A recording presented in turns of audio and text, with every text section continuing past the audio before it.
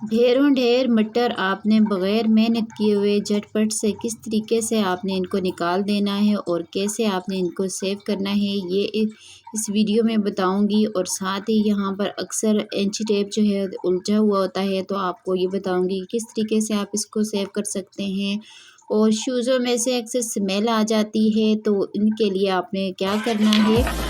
तो वीडियो को आपने फुल वॉच करना है और बहुत ज़बरदस्त ज़बरदस्त सी टिप्स और ट्रिक्स हैं, आपने ज़रूर इनको एंजॉय करना है। मुझे बताना है कि आपको अच्छी लगी है तो चलें जी, मेरे चैनल को ज़रूर सब्सक्राइब कीजिएगा। तो चलें टिप नंबर 1 की तरफ चलते हैं। अक्सर हम जब गोभी बनाते हैं ना, तो इसमें से अजीब सी स्मेल सी आती है, और इसको आपने किस तरीके से वॉश करना है, इसकी स्मेल और इसमें अक्सर बैक्टीरिया वगैरह पाए जाते हैं, तो आपने इसको क्या-क्या चीज़ें इसमें डालकर आपने इसको वॉश करना है कि सारी जो स्मेल है इसकी ख़त्म हो जाए और इसमें जर्म्स वग़ैरह सारे ख़त्म हो जाएँ।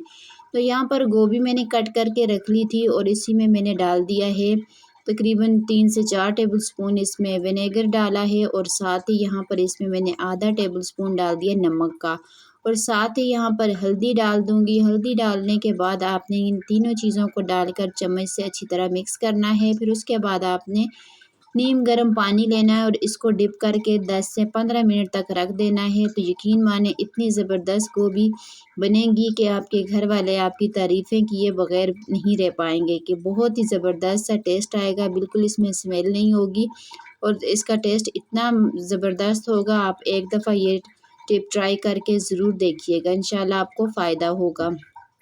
अगली टिप की तरफ चलते हैं। अगली टिप मेरी जो है बहुत ही इम्पोर्टेंट है।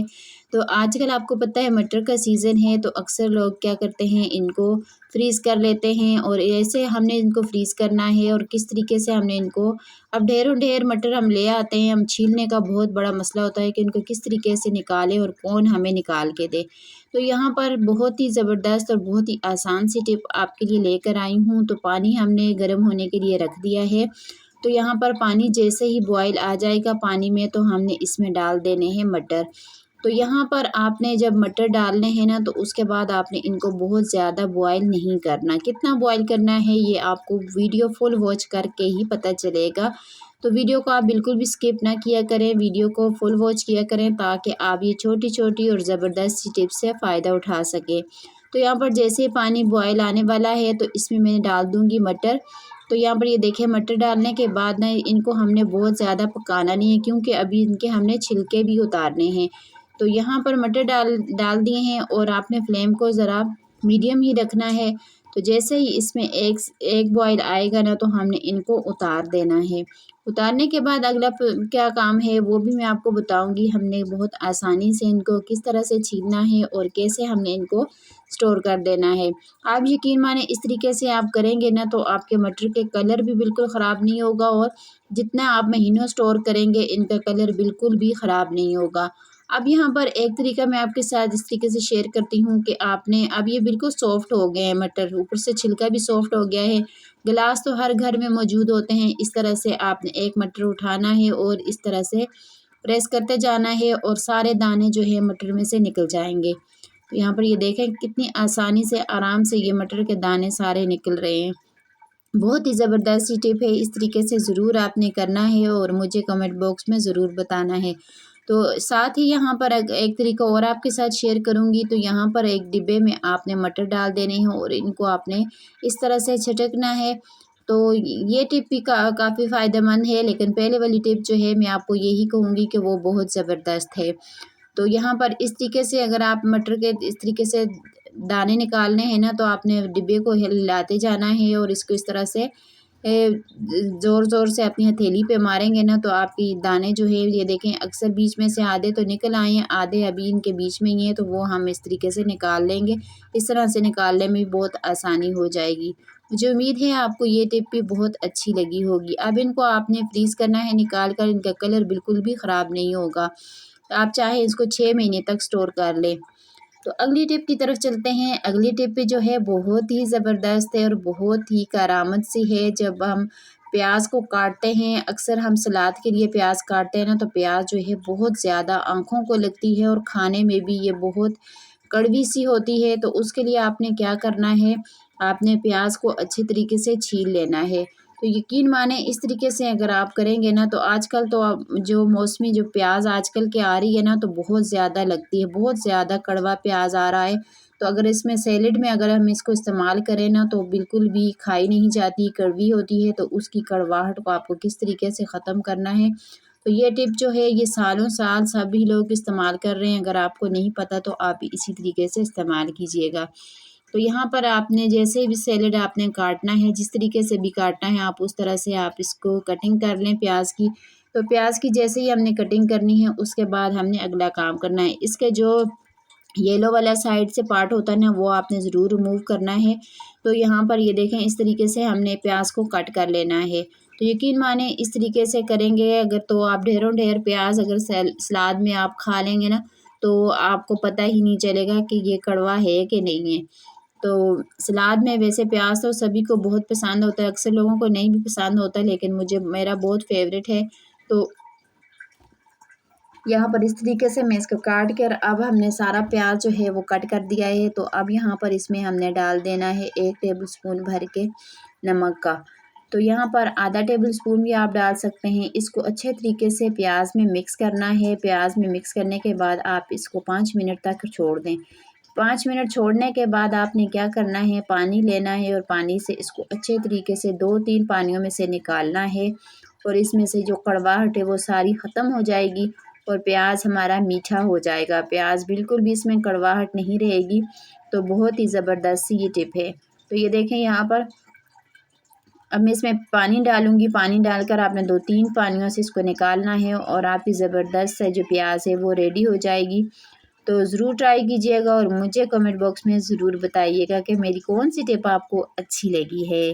तो अगली टिप की तरफ चलते हैं जी। अक्सर हम लोग इंची टेप, जो लोग कपड़े सिलाई करते हैं ना, तो उनके लिए बहुत मसला होता है कि नलकियों में भी रखे-रखे ये बहुत उलझा हो जाता है, उलझ सा जाता है सारा, बिखर से जाती हैं नलकियों के धागे भी इसके साथ लिपटे होते हैं। तो आपने क्या करना है, इस तरीके से इंची टेप को आपने फ़ोल्ड कर देना है। फ़ोल्ड करने के बाद अब आपने रबर बैंड तो हर घर में मौजूद होते हैं।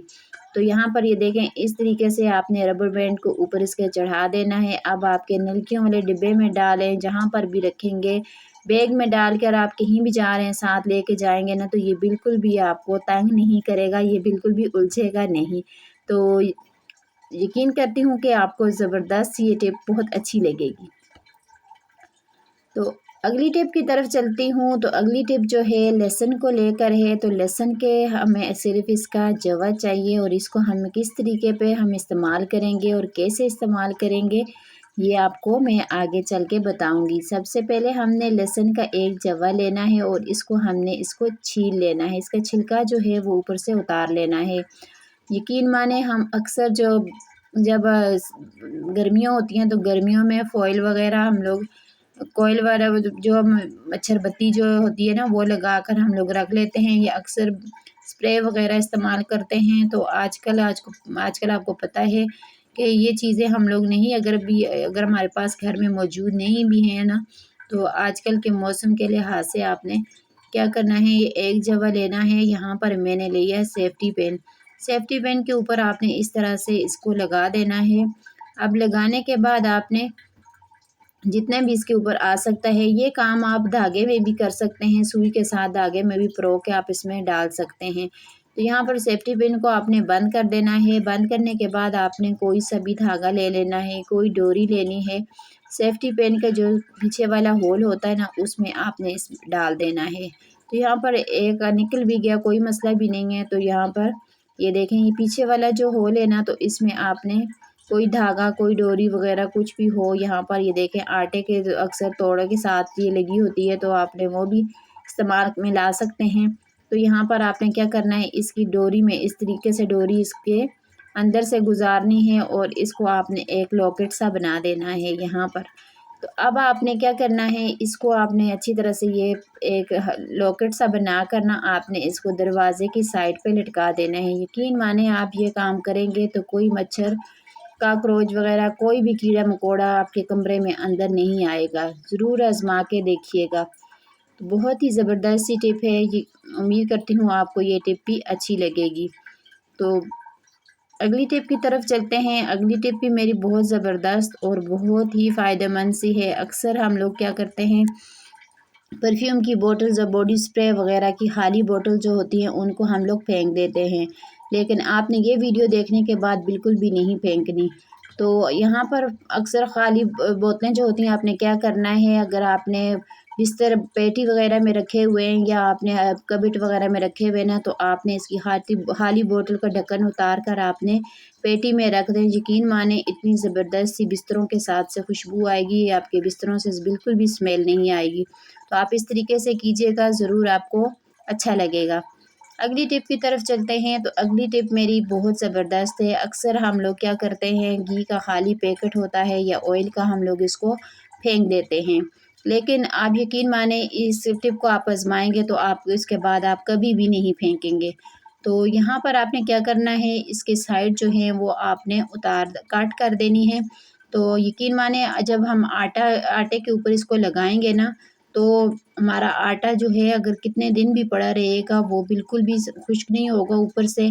बहुत ही ज़बरदस्त सी ये टिप है, ज़रूर आपने ट्राई करना है। इसको आपने अच्छी तरह से तीनों तरफ से आपने इसको कट कर लेना है। देखें अब इसमें कितना ज़्यादा ऑयल है, अभी भी बहुत ज़्यादा, ये देखें।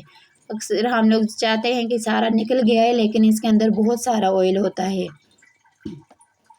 अब आपने क्या करना है, जो आटा गूंदा हुआ है ना, उसके ऊपर आपने इस तरह से इसको लगा देना है। तो यकीन माने ऊपर से बिल्कुल भी आटा जो है वो खुश्क नहीं होगा, जो ऑयल होगा इसके ऊपर लग जाएगा। तो बहुत नरम नरम आपकी रोटियां बनेंगी। बहुत ज़बरदस्त सी टिप है। आज के बाद आपने ऑयल या घी का खाली पैकेट नहीं फेंकना है। तो अगली टिप की तरफ चलते हैं। अगली टिप जो मेरी है वो भी बहुत ज़बरदस्त सी होने वाली है। अक्सर चार्जर जो है, हम कहीं सफ़र पे जा रहे होते हैं ना, तो बैग में डालें तो तारें इधर से उधर से निकली होती हैं, बहुत उलझन सी होती है। तो आपने क्या करना है, इस तरीके से इसकी लीड जो है वो इस तरह से इकट्ठी कर लेनी है। तो यहाँ पर अक्सर हम टिश्यू रोल हम घर में लेकर आते हैं, तो उनका जो नीचे से डिब्बा सा होता है ना खाली, जिसमें टिश्यू ऊपर लपेटा होता है, तो ये मेरे पास भी एक्स्ट्रा पड़ा हुआ था, तो मैंने कहा मैं आपके साथ ये टिप भी शेयर कर लेती हूँ। अब आप यहाँ पर इस तरीके से डालेंगे ना, अब आप बैग में डालें, जहाँ पर भी डालें, तारें बिल्कुल भी नहीं उलझेंगी और आपको परेशानी का बायस बिल्कुल भी नहीं बनेगी।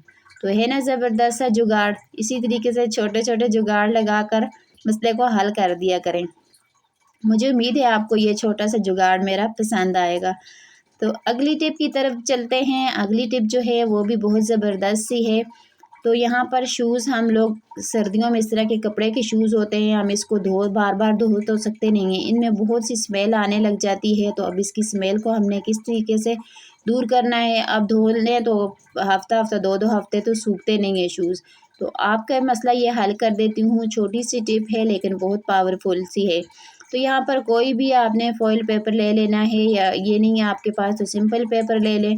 तो आपने क्या करना है, इसमें एक पाउडर डालना है। तो यहाँ पर मैं डालूँगी, इसमें बेकिंग पाउडर का इस्तेमाल करूँगी। यहाँ पर आपने बेकिंग सोडा का इस्तेमाल करूँगी, बेकिंग पाउडर का नहीं। बेकिंग सोडा मैंने 1 चम्मच लिया है। अब ये दोनों आधा-आधा मैं दोनों शूज़ों में इसमें इस तरीके से डालकर इनकी छोटी-छोटी सी पोटलियाँ सी हमने पैक कर देनी है। तो यहाँ पर इस तरीके से इसको पैक करेंगे कि ये इसमें से जो पाउडर है वो बाहर ना निकले। तो यकीन माने इतनी ज़बरदस्त ये टिप है, आपने ज़रूर ट्राई करना है। इंशाल्लाह आपको खुद ही अंदाज़ा हो जाएगा कि ये इसका रखने से कितना ज़बरदस्त सा फ़ायदा हुआ है। इसमें से स्मेल बिल्कुल भी नहीं आएगी। ये बेकिंग सोडा जो हमने डाला ना, इससे स्मेल बिल्कुल ख़त्म हो जाएगी और शूज़ों में से बिल्कुल भी स्मेल नहीं आएगी। इस तरह से दोनों शूज़ों में आपने रख देना है। और एक काम और भी अगर करना है, तो साथ में आपने क्या करना है कि इसके ऊपर आपने थोड़ा-सा बॉडी स्प्रे वग़ैरह आप इसके अंदर छिड़क लें, तो इससे आपके शूज़ों में से बहुत ज़बरदस्त सी खुशबू आएगी। तो यहाँ पर मैंने ले लिया एक बॉडी स्प्रे, तो उसको आपने इस तरीके से थोड़ा-थोड़ा करके इसके अंदर कर देना है कि इसमें से खुशबू आए। तो बहुत ज़बरदस्त सी टिप है। आपका जो सर्दियों में शूज़ धोने वाला मसला है वो इंशाल्लाह ये बॉडी स्प्रे से ख़त्म हो जाएगा। तो अगली टिप की तरफ चलते हैं। अगली टिप भी मेरी बहुत ही ज़बरदस्त है। जो लोग सफ़र पे जा रहे हैं या बच्चियाँ अक्सर कॉलेज में, स्कूल में लेके जाती हैं, तो इस तरह टिश्यू पेपर में ग्लासेस जो हैं वो लपेटते हैं ना, तो टिश्यू पेपर से उतर जाती है। तो ग्लासेस के शीशे जो हैं वो ख़राब हो जाते हैं, इनके ऊपर स्क्रैचेस आ जाते हैं। तो आपने क्या करना है, बहुत ही ज़बरदस्त सा छोटा सा टिप है लेकिन आपको ज़बरदस्त लगेगा। तो यहाँ पर कोई भी आपने सॉक्स ले लेना है, सॉक्स लेकर आपने इस तरीके से ऐनक के ऊपर इस तरह से चढ़ा देना है। तो यकीन माने आप इसको बैग में रखेंगे, जहाँ भी रखेंगे इसके ऊपर बिल्कुल भी स्क्रैच नहीं आएंगे। यहाँ पर इस तरह से आपने इसको ऊपर चढ़ा देना है। तो अब ये देखें, आप जैसे भी इसको रखेंगे ये बिल्कुल भी इसमें से, आप जब तक खुद नहीं निकालेंगे ना, इसमें से ग्लासेस बिल्कुल भी नहीं निकलेगी। बहुत ही ज़बरदस्त आइडिया है, शेयर कीजिएगा अपने दोस्तों के साथ। दुआ में याद रखिएगा। अल्लाह हाफिज़।